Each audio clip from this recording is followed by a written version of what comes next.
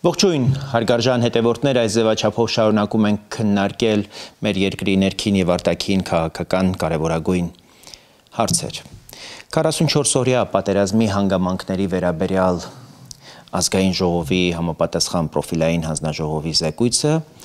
կքննարկվի ոչ թե լիագումար բաց նիստում, այլ փակ լսումների ընթացքում։ Այս մասին հայտարարել է այսօր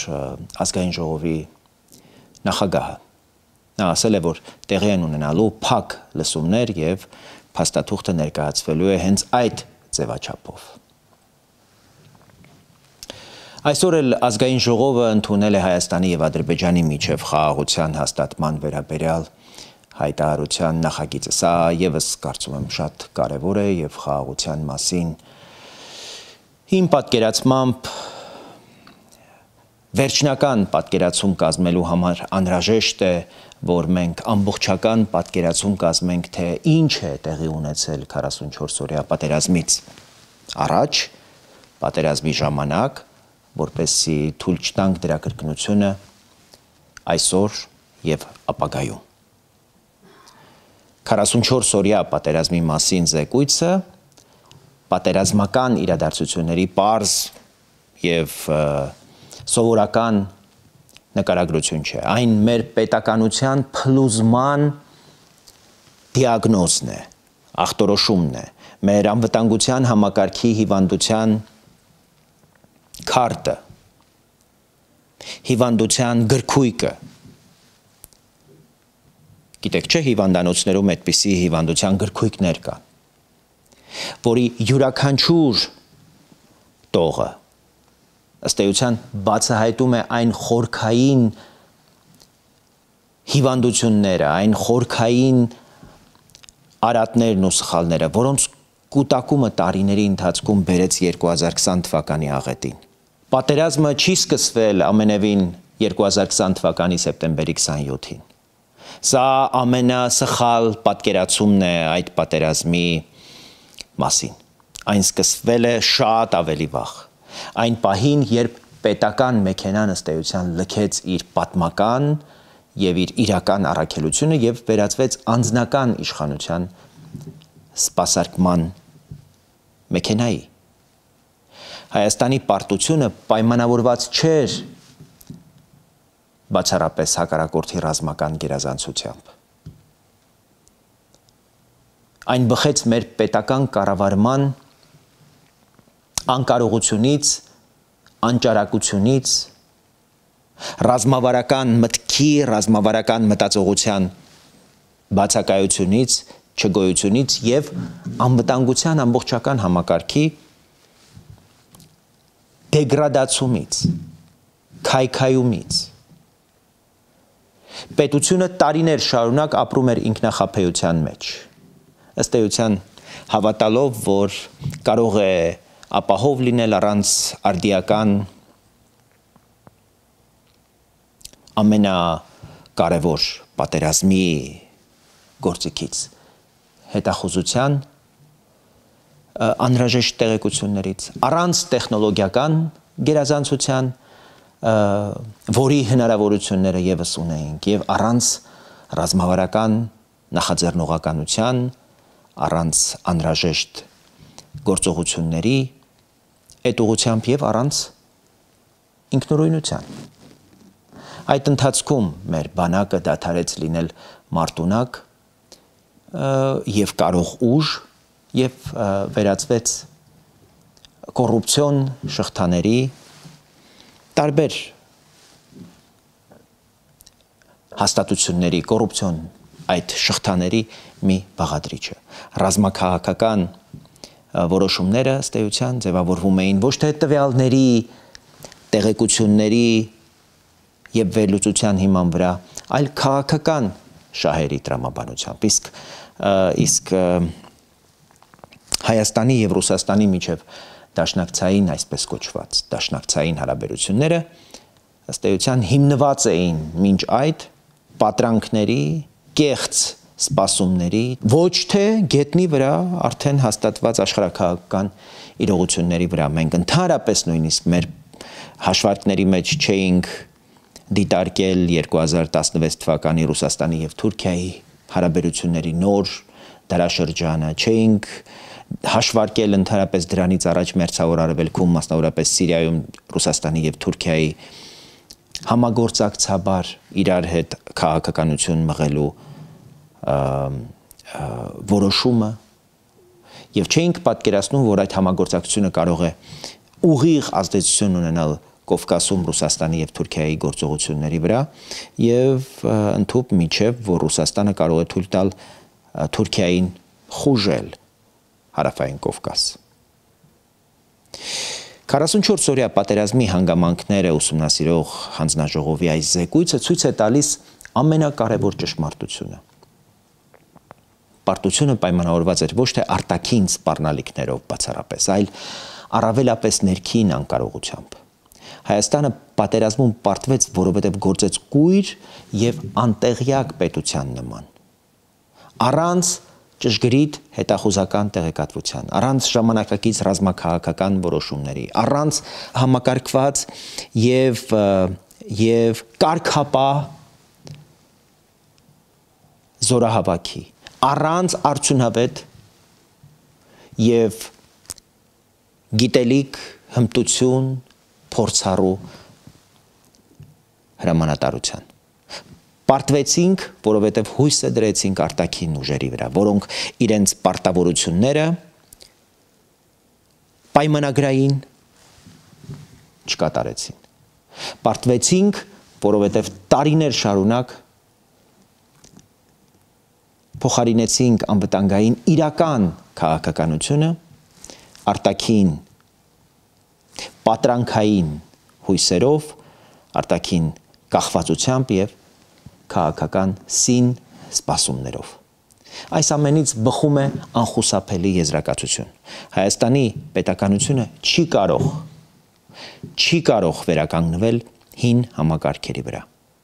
Այն պետությունը, որը մեկ անգամ արդեն խաբվել է այսպես կոչված դաշնակցային աջակցության դատարկ խոստումներով, այլևս իրավունք չունի նույն սխալը կրկնելու։ Ռուսաստանի հետ հարաբերությունները, որոնք ձևավորվել էին այդ կախվածության եւ մոլորեցման հիմքի վրա։ Իսկ ազգային ժողովի պրոֆիլային հանձնաժողովի պաշտպանության եւ անվտանգության հարցերի հանձնաժողովի նախագահի վերջին հարցազրույցը ըստ էության բացահայտում է, որ Ռուսաստանը պատերազմի ժամանակ մեզ մոլորեցնող հետախուզական տվյալներ է փոխանցել։ Եվ դրանից հետո մենք չենք կարող Ռուսաստանի հետ նույն դաշնակցային հարաբերությունները շարունակել պահպանել։ Անվտանգության համակարգը պետք է վերակառուցվի նոր սկզբունքներով, հստակ սահմաններով, փոխադարձ հաշվետվողականությամբ եւ առանց արտաքին ուժերից որևէ մեկին մենաշնորհային որևէ առավելություն վերապահելու։ Հայաստանը պետք է ստեղծի բանակ, որը կգործի 21-րդ դարի մարտադաշտի տրամաբանությամբ, տեխնոլոգիապես զինված, կառավարվող ավտոմատ համակարգերով, ամուր հետախուզական ցանցերով եւ ռազմավարական նախաձեռնություններով եւ նախաձեռնողականությամբ։ Սա գոյաբանական խնդիր է, ոչ թե ուզել չուզելու, ինչ որ մեկի կամքի եւ դրա չգոյության։ Եվ այս փոփոխությունը հնարավոր չէ կատարել այնպիսի կառույցների ներսում գտնվելով թեկուզ սառեցված, ինչպիսին ՀԱՊԿ-ն է, որը ըստ էության եւ պատերազմի ժամանակ եւ պատերազմից հետո մի քանի անգամ ցույց տվեց իր անգործունակությունն ու քաղաքական արժեքը կամ իր անարժեք բնույթը։ Այդ կառույցից դուրս գալը պետք է դառնա մեր ազգային անվտանգության դոկտրինի առանցքային բաղադրիչը։ Նույն տրամաբանությամբ Հայաստանը պետք է ազատվի նաև ԵԱՏՄ-ի շրջանակում ձևավորված տնտեսական կախվածությունից, որը իմ համոզմամբ ամբողջությամբ խոչընդոտում է, որպեսզի Հայաստանը ինքնուրույն տնտեսական զարգացում կարողանա ապահովել, կարողանա այնպիսի տնտեսական մոդել իր համար ապահովել, որը կկարողանա վճարել եւ սպասարկել մեր անվտանգության կարիքները եւ ծախսերը, որովհետեւ անվտանգությունն ու խաղաղությունը չափազանց թանկ հաճույքներ են եւ մենք որևէ արժեքի, որևէ գնի առաջ չպետք է կանգնենք։ Եվ այս իմաստով կարծում եմ, որ մենք այդտեղ լրջագույն որոշումների կարիք ունենք եւ հետեւությունների անհրաժեշտություն պիտի առաջ գա։ Ռուսաստանի մեկ այլ կարևոր ներկայություն մեր երկրում դա Գյումրիի 102-րդ ռազմաբազան է, որը այս պատերազմի ուսումնասիրության արդյունքներով պետք է ուղղակի քաղաքական որոշում կայացվի, գոյություն ունեցող 2010 թվականին երկարաձգված գոյություն ունեցող պայմանագիրը ուղղակի պետք է միակողմանիորեն լուծվի եւ կարծում եմ այլևս որևէ հարց չկա, որ այդ ռազմաբազան որևէ արտաքին սպառնալիք չի չեզոքացնում, անվտանգության երաշխիք չէ, այլ ինքնիշխանության սահմանափակման գործիք։ Ուստի պետք է դուրս բերվի Հայաստանի տարածքից։ Եվ դա ամենևին կողմնորոշման հարց չէ, ռուսամետ ես, արևմտամետ ես, այլ պետական ինքնիշխանության վերականգնման պարտադիր պայման։ Այս զեկույցը մեր պետականության ապագայի ռազմավարական փաստաթուղթն է։ Այն պարտադրում է հրաժարվել քաղաքական մտքի հնացած, փտած, ժանգոտված կաղապարներից։ Այն պահանջում է վերաիմաստավորել արտաքին քաղաքական ուղեգիծը, վերակառուցել անվտանգության ճարտարապետությունը, վերաիմաստավորել դաշնակցային քաղաքականությունը եւ ձևավորել նոր ազգային անվտանգային շրջանակ։ Հայաստանը պետք է դադարի լինել աշխարհաքաղաքական խաղերի այսպես օբյեկտ։ Հայաստանը պետք է դառնա աշխարհաքաղաքական գործընթացների մաս, դառնա սուբյեկտ հստակ նպատակներով, հաշվարկված որոշումներով եւ ամենակարևորը ինքնուրույն նախաձեռնություններով։ 44 օրյա պատերազմի դասը թվում է շատ պարզ, բայց միևնույն ժամանակ շատ դաժան։ Պետությունը, որը հրաժարվում է տեսնել իր սխալները, դատապարտված է կրկնել դրանք։ Մենք այլևս չենք կարող ապրել պատրանքների, երազանքների եւ մոլորությունների աշխարհում։ Մենք պարտավոր ենք ընդունել ճշմարտությունը, որքան էլ այն դաժան ու ցավոտ լինի, որպեսզի կարողանանք ոտքի կանգնել,